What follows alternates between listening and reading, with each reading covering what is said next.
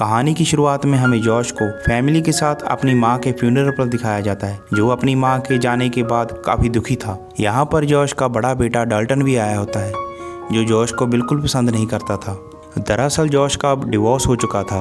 वो अपनी बीवी और बच्चों के साथ अब नहीं रह रहा था। यहाँ पर जॉश की वाइफ उसे डाल्टन को अगले हफ्ते कॉलेज छोड़ने के लिए कहती है, क्योंकि स्कूल के बाद डाल्टन कॉलेज में पढ़ने के लिए हॉस्टल में रहने वाला था। इसीलिए उसकी वाइफ जॉश को जाने के लिए कहती है, ताकि जॉश के रिलेशन उसके बेटे के साथ अच्छे हो सकें। Finally next week Josh Dalton को कॉलेज छोड़ने के लिए जाता है। गाड़ी में जॉश बातों के जरिए थोड़ा फ्रेंडली होने की कोशिश करता है, लेकिन डाल्टन उसकी किसी भी बात का ठीक से जवाब नहीं देता। थोड़ी देर की ड्राइव के बाद दोनों कॉलेज में पहुंच जाते हैं। जॉश डाल्टन का सामान छोड़ने के लिए उसके रूम तक जाता है। डाल्टन रूम में सबसे पहले आया था, इसलिए वो अपने फेवरेट बेड को चूज कर सकता था। सामान के साथ डाल्टन की मॉम ने उसके लिए एक पोर्टेबल जनरेटर भी भेजा था, क्योंकि डाल्टन को अंधेरे से बहुत डर लगता था, इसलिए वो रात को भी लाइट जगाकर सोता था। थोड़ी देर बाद रूम में एक शैली नाम की लड़की आती है। पूछने पर पता चलता है कि वो डाल्टन की रूममेट है। ये सुनकर दोनों बाप बेटे हैरान रह जाते हैं। उस लड़की के रूम से जाते ही दोनों की आपस में बहस हो जाती है। डाल्टन का मानना था कि वो माँ के कहने पर ही उसके साथ आया है, और साथ ही गुस्से में आकर डाल्टन अपने पिता को कहता है कि आपको हमारी बिल्कुल भी फिक्र नहीं है, कि आप हमसे बिल्कुल प्यार नहीं करते, आप हमेशा अपने बारे में ही सोचते हो, इसलिए मॉम ने आपको डिवोर्स दिया है। गुस्से में आकर जॉश वहाँ से चला जाता है और बाहर गाड़ी में जाकर रोने लगता है। उसी रात डाल्टन बातों के दौरान शैली को बताता है कि बचपन में वो 1 साल तक कोमा में रहा।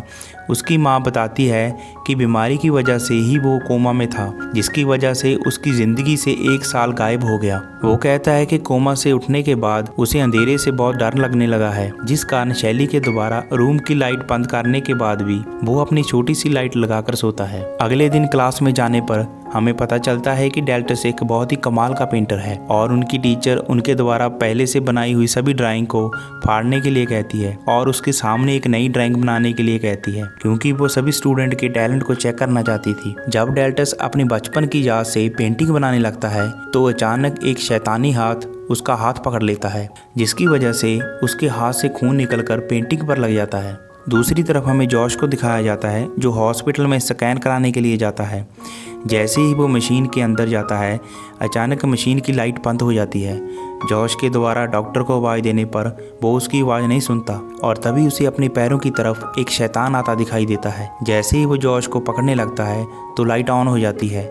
मशीन से बाहर आते ही जॉश डॉक्टर से पूछने लगता है कि लाइट क्यों बंद हो गई थी, पर डॉक्टर बताता है कि मशीन के अंदर जाते ही आप 15 मिनट से सो रहे थे, पर आपकी MRI अच्छे से हो गई है। उसी रात शैली डाल्टन को कॉलेज की पार्टी में लेकर जाती है। वहाँ पर दोनों चिल करने के लिए किसी के रूम में चले जाते हैं। चेक करने पर इन्हें पता चलता है कि ये इनके सीनियर निक का रूम है। थोड़ा सामान को खोजने पर शैली के हाथ खुजली की क्रीम लग जाती है, और वो उस क्रीम को टॉयलेट की सीट पर लगाने के लिए चली जाती है। शैली की जाते ही डाल्टन को टॉयलेट से किसी की आवाज सुनाई देती है। जैसे ही डाल्टन चेक करने के लिए टॉयलेट के पास जाता है, वहाँ पर उसे शैतान दिखाई देता है, जो कह रहा था कि दरवाजा बंद कर दो। उससे डर कर डाल्टन बेड के नीचे छुप जाता है। थोड़ी देर बाद जब इसे लगता है कि शैतान चला गया है तो बेड से बाहर निकलने लगता है, लेकिन शैतान बेड के ऊपर ही था। जैसे ही डाल्टन अपना सिर बेड के बाहर निकालता है, वो उस पर गंदी सी स्प्लिट कर देता है। डाल्टन के चीखने की आवाज सुनकर शैली भी वहां पर आ जाती है, और वो शैतान भी वहां से गायब हो जाता है। इसके बाद ये दोनों वहां से चले जाते हैं। एक दिन डाल्टन जब अपनी डोर वाली पेंटिंग पर काम कर रहा था, अचानक उसे नींद आ जाती है। थोड़ी देर बाद जब उसकी आंख खुलती है तो उसके चारों तरफ बहुत अंधेरा था, और उसके सामने एक लालटेन पड़ा होता है। लालटेन लेकर जैसे ही डाल्टन वहां से जाने लगता है तो वो पीछे मुड़कर देखता है। उसे अपनी बॉडी दिखाई देती है, मतलब उसकी आत्मा उसकी बॉडी से बाहर निकल चुकी थी। शैली के रूम में आते ही डाल्टन दोबारा अपनी बॉडी में चला जाता है, उसे सारी बात बताता है। अगले सीन में हमें जॉश को दिखाया जाता है। यहाँ पर वो डॉक्टर की इंस्ट्रक्शन फॉलो करते हुए माइंड गेम खेल रहा था। तभी एक आत्मा आकर उस पर हमला कर देती है और उसे एक बॉक्स देकर वहाँ से चली जाती है। जैसे ही जॉश उसे खोलकर देखता है तो उसमें उसके पिता की तस्वीरें और एक लेटर होता है। दूसरी तरफ हमें डाल्टन और शैली को दिखाया जाता है।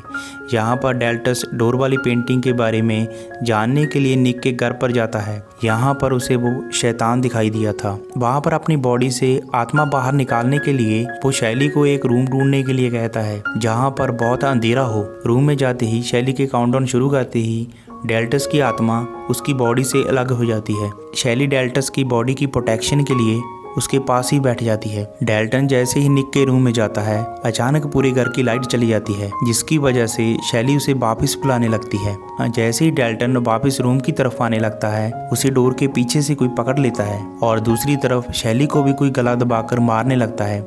लेकिन तभी वहां पर निक आ जाता है और दोनों की जान बचा लेता है। फिर डेल्टन अपने छोटे भाई से रेड डोर के बारे में पूछने के लिए कॉल करता है, तो वो इसे बताता है कि सेम ऐसा ही डोर हमारी बेसमेंट में था। ये बात सुनते ही डेल्टन अपनी पेंटिंग के पास रूम में चला जाता है और अपनी पेंटिंग को पूरा करता है। ड्राइंग पूरा करते ही वो डोर के सामने एक हथौड़ा लेकर खड़े आदमी को बनाता है, जो कोई और नहीं बल्कि उसके पिता जॉश थे। मतलब उसके बचपन की सारी यादें वापिस आ गई थी। ये देखकर डेल्टन का चेहरा गुस्से से लाल हो जाता है। उधर डेल्टन के पिता भी अपनी वाइफ से मिलने के लिए उसके घर पर आते हैं। यहाँ पर उसे पता चलता है कि डेल्टन भी उसकी तरह दूसरी दुनिया में जा सकता है, यानी आत्मा और शैतान को देख सकता है। यहाँ पर जॉश की वाइफ डेल्टन के कोमा में जाने का राज बताती है। वो कहती है कि तुम पर किसी आत्मा ने कब्जा कर लिया था और तुम बेसबॉल बैट से बच्चों को मारने चले थे, जिसकी वजह से वो बहुत डर गए थे और इसलिए मैंने बच्चों की सेफ्टी के लिए तुमसे डिवोर्स लिया। और तभी डेल्टन का भाई आकर डेल्टन की पेंटिंग जॉश को दिखाता है, जिसे देखकर जॉश बहुत डर जाता है। दूसरी तरफ डेल्टन पेंटिंग का राज जानने के लिए दूसरी दुनिया में चला जाता है। वहाँ पर वो देखता है कि कैसे उसके पिता ने आत्मा के वश में आकर उन पर हमला कर रहे थे और तभी एक शैतान आकर डेल्टन पर हमला कर देता है और उसे अपने साथ ले जाता है। इसके बाद शैतान खुद बाहरी दुनिया में आकर उसकी बॉडी पर कब्जा कर लेता है और डेल्टन की आत्मा को कैद कर लेता है। दूसरी तरफ जॉश भी डेल्टन को ढूंढते हुए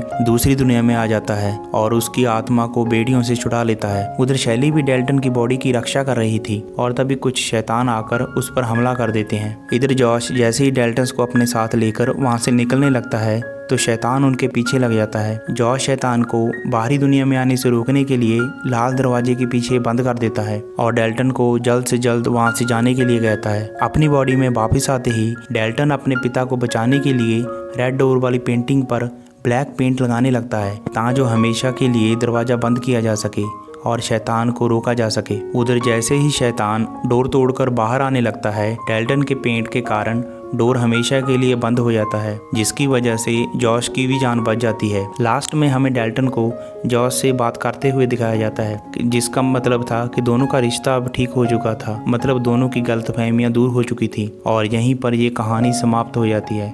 दोस्तों, अगर आपको हमारी कहानी पसंद आई हो तो इस वीडियो को लाइक करें और चैनल को सब्सक्राइब करें।